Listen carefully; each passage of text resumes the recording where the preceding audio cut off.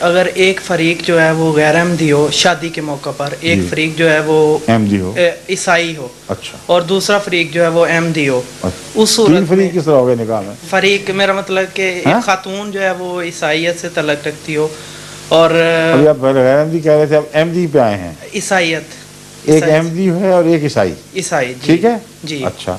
عیسائیت سے ایک کا خاتون کا عیسائیت مرد سے احمدی تعلق، ہے مرد اور احمدی ہے، لڑکی عیسائی ہے. جی، ٹھیک ہے. اور اس صورت میں جماعتی طور پہ نکاح کی اجازت ہے کہ یا نہیں؟ ہو جاتی ہے، ہو جاتی ہے. ہاں ہاں. کس سے شادی کرنی ہے آپ نے؟ جی، بات یہ ہے کہ اجازت تو ہو جائے گی، مگر اگر آپ کو زہر کھانے کی اجازت ہو جائے تو کھا لیں گے؟ نہیں.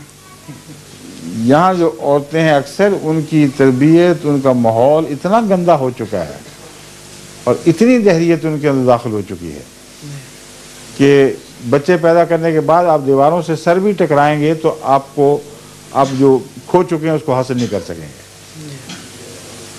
ایسا بچہ جس کی ماں دہریہ ہو، اس کی گود میں پلنے والا مومن خدا رسیدہ بچہ نہیں بن سکتا، سوائے اس کے کہ وہ غیر معمولی تبدیل کام کرے.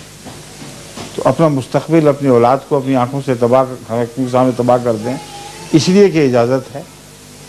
یہ تو بالکل غلط بات ہے. جہاں اجازت ہے وہاں احتیاطوں کے تقاضے بھی تو ہیں. رسول اللہ صلی اللہ علیہ وسلم فرماتے ہیں جب شادی کرو تو دین کو فوقیت دینا. یہ بات کیوں بھول جاتے ہیں؟ سمجھ گئے؟ جی، شکریہ. فرمائیے.